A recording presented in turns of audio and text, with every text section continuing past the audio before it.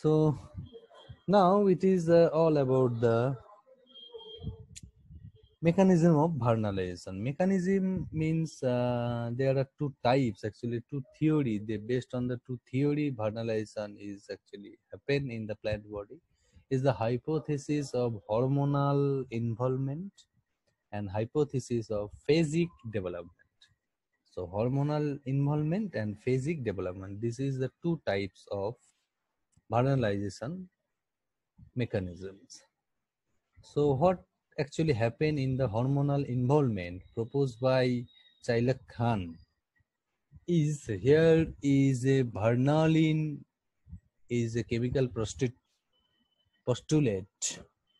Chemical postulate Vernalin is produced in some biennial winter cereals and perennial at low temperature. So Vernalin is the main thing here involved in the hormonal regulation. In long day plants, Vernalin is converted into gibberellin. See here, this is the actual things happen. So Vernalin is converted into gibberellin. Anthocyanin is present in long day plants. Okay, so this is a phytochemical. So anthocyanin along with the vernalin cause flowering in long day plants. So in case of short day plants, vernalin is not converted into gibberellin because due to the absence of anthocyanin, lack of anthocyanin. Okay, so here in the picture you can clearly understood vernalin, okay, is there in all the plants. So for the LD plants, long day plants, vernalin with the presence of anthocyanin, vernalin will be converted into gibberellic acid, and gibberellic acid, you know that it will help flowering. So it will show flowering. So in case of short day plant, no conversion of vernalin to GA. Why? Because anthocyanin is very low here in case of short day plants. This is called Chailak-Khan hypothesis. So first he observed, so then no flowering. So here his vernalization is occurring, but in case of short day plant, there is no vernalization. So now second hypothesis is the phasic development.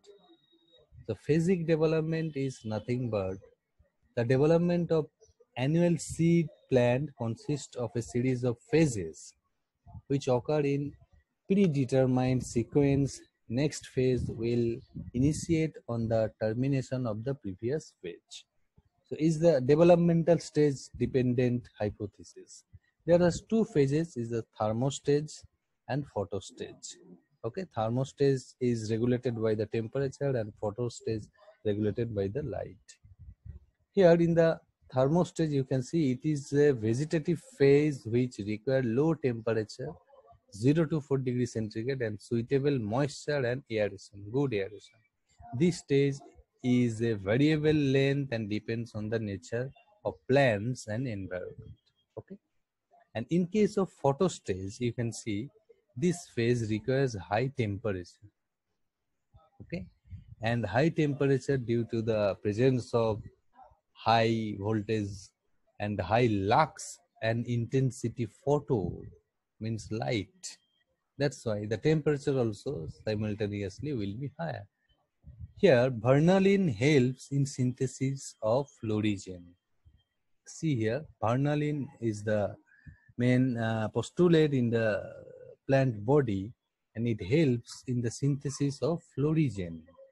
Okay, so winter wheat complete their life cycle more rapidly when given a short day and low temperature during thermostage and long day with higher temperature in photostage.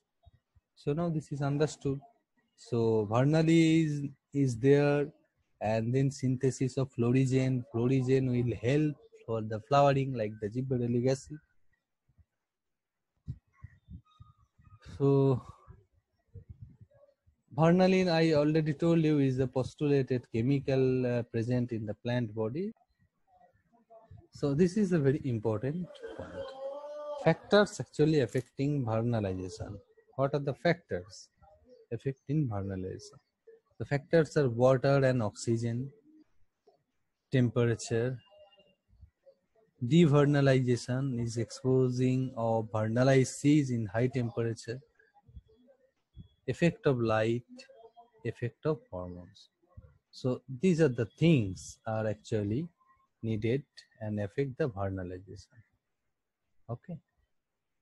And the practical applications in the slide you can see, due to the vernalization, the vegetative period of the plants is cut short, resulting in an early flowering. Vernalization increase the resistance of plant to fungal diseases.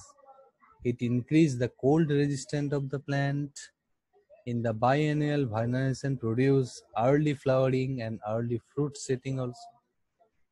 And finally, you can see it is also helps in crop improvement, because flowering is fast in any crop, so you can have the seeds and you can go for the hybridization. So ultimately, crop improvement program will be benefited. And flowering can be induced by grafting. Okay. So I hope you understand the fertilization process. If any doubt is there, we can clear it in the online classes. Okay. Thank you.